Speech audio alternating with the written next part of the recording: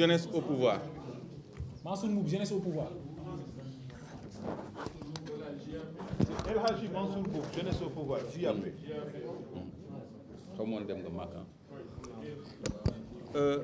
balaa may jël parole ma présenté leen présidium bi à l'extrême droite Cheikh Diop Serigne Cheikh Diop moom mu ngi jóge ba Touba di coordonnateur kuréel bu ñuy wax Majid Mansour Mboup jeunesse au pouvoir Clédor Sène Claire Vision gindi askan wi Abdou Karim Gueye nitu dëgg valeur Dame Mbodj Cusems authentique Madina Dieng one million marche. Donc il y a un absent qui est le professeur Omar Diagne, Cheikh Omar Diagne, Rassemblement pour la vérité, que nous attendons. Defna, il va se joindre à nous avant la fin, comme Nico Dambodj defé. Kon mbokk yi ñun ñi dañu ràññee ci péetewaayu mouvement citoyen ñun ñu nekk ci présidium bi yëpp te dëkk bi dafa toll diggante boo xam ne ku ci nekk dafa war a jël ay responsabilités loolu moo tax ñu sos kuréel bi ñuy wax le peuple di ci woo bépp mouvement citoyen boo xam ne pare nga taxawu Sénégal ci ay liberté am ci démocratie am ci ay valeurs yi nga xam ne moom la fi président Macky Sall fekk. parce que li ñu seetlu mooy président Macky Sall boobu ba léegi lépp lu muy fexe mooy fàggaagal ay adversaires politiques ci ay pexe yoo xam ni yu jaarul yoon la. léegi nag man wax bi du ma dugg ci ay détails yu ay dossiers Sonko kabal bi ñu koy defal loolu leer na ñëpp loolu dinañ ko jàngat ci yeneen anam yeneen jotaay mais ñun li ñu suñu taxawaay mooy interpeller jeunesse su Sénégal et par-delà elle population Sénégal yëpp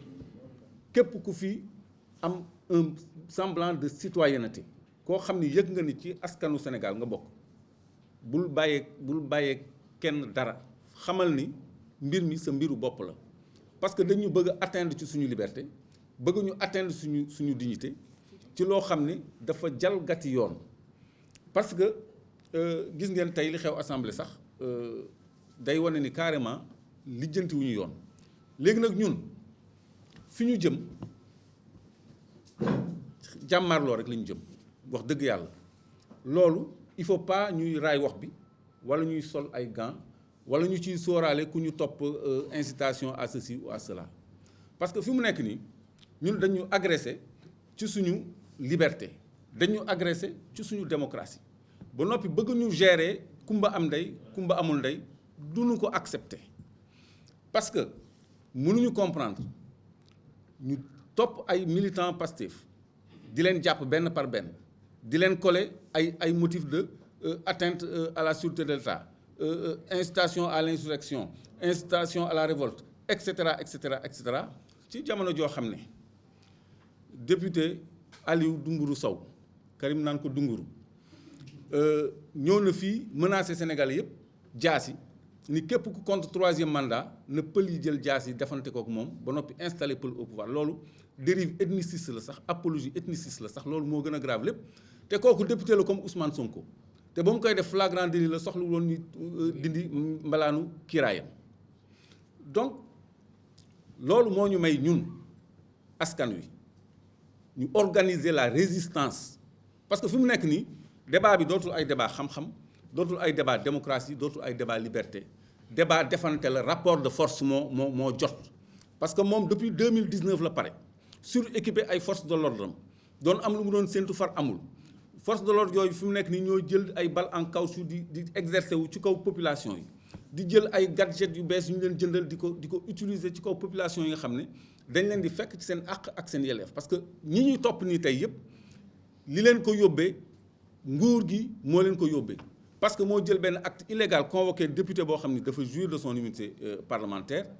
ba noppi ni da koy jël si buntu këram ay nitam ñëw pour défendre ko parce que ñooñu amuñu benn légalité pour ñëw jël si député bu am immunité parlementaire biir këram. loolu moo indi jàppante yi jàppante yooyu nag incitation boobu mu ngi jóge ci autorité bi nga xam ni moo créé loolu. kon léegi ñun askan bi suñu constitution daf ñu may ñu résister bu fekkee ni dañuy teg ay nooteel kon fi mu nekk nii jot na ñu bañ a raay wax bi bañ a sóoraale procureur kaso rek la am régime bi amul leneen lu dul kaso kese la am te il faut que mu am lu dëgër pour yóbbu nit ki ci yoon léegi ñun dinañu organiser ay comité de résistance ci quartier yëpp organiser ndaw yi parce que ñun dañuy noot kon il faut que ñun tam ñu organiser wu pour taxaw jàmmarloo ak ñii te duñ ko raay duñu raay wax bi duñ ci ragal ay dem kaso wala ñu ñuy brimer wala ñu ñuy gaañ wala quoi que ce soit parce que jàkkaarloo jàmmarloo moo fi des rapport de force parce que amatul droit amatul légalité ñii dañ leen di topp ci yoon ci loo xam ne ñoom waa APR bu ñu ko defee dara du leen ci fekk cité naa Aliou Dembourou Sow Khalifa Sall ba ñuy lever immunité parlementaire am mu ngi biir prison te dañ ko bañaloon ñoom lu leen neex la ñuy def kon ñun tamit nañu am fullay taxaw boole suñu doole organiser wu au niveau des quartiers préparer ay comité de résistance comme ñoom ni ñu waajalee seen ay takk der pour que bés bu jàmmaarloo jotee ñu defante kook ñoom parce que ñoom ñu ngi jëm ci forcing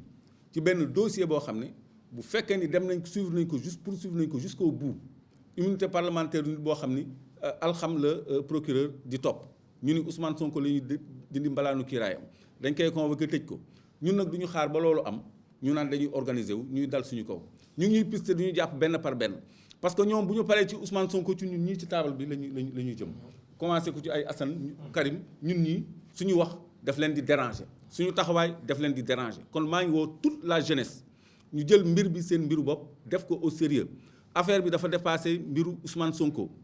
Karim nitu dëgg valeur la bokk mais day soutenir Ousmane Sonko kii jeunesse au pouvoir la bokk présidentielle yi Ousmane Sonko la soutenir man mii noonu et cetera mais ku ci nekk muy garder identité am parce que Sénégal moo ñu boole ku nekk dafa am koo yaakaar ni xëy na bu ko yoree dina tane donc loolu mooy démocratie mooy compétition saine ci biir urne la nit di wanee dooleem et non jumtuwaay yi ko état jox mu koy wëlbati ci kaw population yi kon kuréel bii ñu sos tey tudd le peuple ñu ngi ci woo bépp organisation boo xam ne défendre Sénégal jot na parce que 88 démocratie la ñu menacé woon mais booba ndaw yëpp dañu jóg mag yi sax dañu jóg ay maire sax dañu jóg nekk ci mbedd mi xeex ba Abdou Diouf dellu gannaaw ba ñu nangu def démocratie ba ñu am code consensuel lu 92 boobu nga xam ni moom la fi Macky Sall teggi ñëw teg leneenam loolu nag mooy ñëwaat parce que suñu démocratie bu ñu ko naree salfaañe suñu liberté bu ñu ko naree salfaañe dañuy jóg xeex ko kon mot d'ordre bi mooy mobilisation de la jeunesse organisation des comités de résistance dans tous les quartiers et à travers tout le pays ba noppi toog di xaar parce que le peuple est souverain parce que état lu mu am doole askan bi moo ko ëpp doole donc il faut que ñu gëm loolu bañ fi nekk fii di calculer ay lu ñu ci mën a fekk nañu xool li ñu war ñu def ko wasalaam.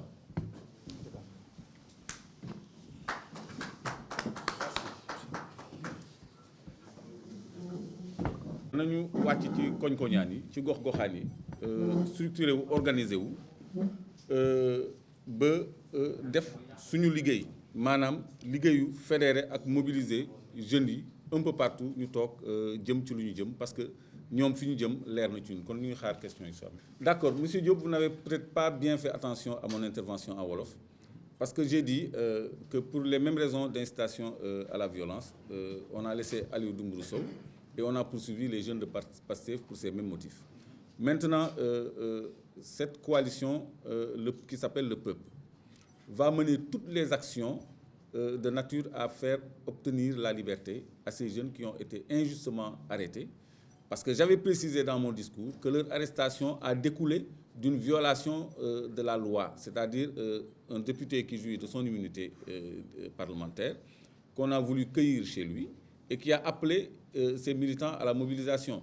Donc, c'est ceux qui ont contrevenu à la loi, c'est ceux qui sont venus pour amener Manu Militari, un député qui jouit d'une immunité. Donc, ces gens-là, on ne peut pas leur opposer le délit d'incitation à la violence ou atteinte à la sûreté de l'État. Parce qu'ils sont venus protéger leur leader qui jouit de toute son immunité et qui a défendu son immunité. Parce qu'au-delà de l'immunité parlementaire, il faut qu'on intègre une nouvelle notion, l'immunité populaire. Parce qu'il y a des immunités qui vont être conférées par le peuple. dafa am ñoo xam ne askan bi moo dul nangooti ku leen di laal moo leen di jox seen ñoo leen di jox immunité donc il est question de ça donc aussi longtemps que ces jeunes ne seront pas libérés la lutte continuera et on est en train de lui donner forme on est en train de l'organiser pour qu'elle soit plus spontanée et en ce moment-là et on avisera et on posera les actes à coup sûr et on va vers ça parce que vous m'avez posé la question en français da nga déglu bu baax sama wax bi ci wolof parce que maa ngi ñaawlu waa Pastef yi ñu jàpp ci tuumawu incitation à la violence wala incitation à l'insurrection maanaam woote fipp wala woote violence te loolu Aliou Dembourou Sow mais moom moo ko fi njëkk a def te moom bosam sax dafa grave parce que daf ci boole boddeeku ak xeet maanaam ethnicisme moom moo fi ni devant tout le monde ku fi contre troisième mandat nañu jël jaasi ñoom pël yi defante kook ñoom ba noppi installer un pël au pouvoir ba tudd ci Abdoulaye Daouda Diallo te kooku député la flagrant délit la soxlul dindi mbalaanu kiiraay kon loolu moo tax ma yàgg wax ni procureur de la République mënatul toppee kenn incitation à la violence incitation à l'insurrection te bàyyi fi Aliou Dembourou Sow kon waa Pastef yooyu waruñu leen jàpp ci loolu rawatina nag bu fekkee ni li waral jàmmarloo bi mooy seen leader bi nga xam ne dafa am mbalaanu kiiraay bu ko askan bi jox jaare ko ci assemblée nationale boo xam ni li gi fekk teggiwuñ ko yoon amul droit jël si ko kon ñoom dañu jalgati yoon boobu ñu jalgati yoon moo incité à cette violence maanaam moo indi jàmmarloo yooyu ñuy tuddee violence kon ñoom ci ñoom la tuuma bi jóge comme que léegi nag ñoom ñooy buur di bummi ñoo yor seen ay qualification ku ñu neex ñu bindal la ko dafa tàppel la ko ci PV jox ko ab juge mu placé la ñoom seen député bu defee lu ñu mel ab ministre mooy ñëw ci télé bi Abdou Karim Fofana di ko layal ci li mu wax ni amul benn gravité kon de la même façon dañu war a xeex pour jeunes yooyu ñu libérer leen surtout que ñoom dañ leen doon torturer ba noppi nag mbir maa ngi bëgg a ëpp loxo parce que am na ñoo xam ne dañ doon dem di leen yóbbul ay lekk Abass Fall ñu jàpp ko moom ak Fatima Mbeng Fatima sax bàyyi nañ ko mais loolu fan lañ ko teg fan la ñu teg woo nit kuy dem nga woo ko di ko poser ay questions yoo xam ni sa yoon nekku ci donc ñoom dañu bëgg a terroriser nit ñi moo tax ñu ni ñun nañu procureur dégg procureur monsieur le procureur ñun dañuy appeler à la résistance de façon publique et assumée dañuy woote jàmmarloo de façon publique et assumée parce que dictature mënul am Sénégal musul nekk pays de dictature pays de liberté mais fàttali saa yu dëkk bi tàkkee te Macky Sall ci loolu la jëm ci taal dëkk bi la jëm saa yu dëkk bi tàkkee ay ceeb waralu ko ay ndox courant waralu ko lu ci bëri ay problème démocratie la ma fàttali leen rek bi ci mujj nga xam ne xale yi nañ ko fàttaliku muy 2011 bi ñuy daaneel Ablaye Wade pourtant la ko jiitu problème courant bu tar moo fi amoon ceeb yokku dund bi gën a metti mais loolu yëpp nit ñi ñu ngi ko doon muñ di ko sooxaale mais ba ñu laalee démocratie indi le quart bloquant ca la dëkk bi tàkk parce que loolu problème mu liberté la problème mu démocratie la loolu askan bi moo koy aaral boppam moo koy défendral boppam 88 noonu la demee woon te 2021 bi incha allah noonu lay demee parce que foofu la ñu Macky Sall jëmee.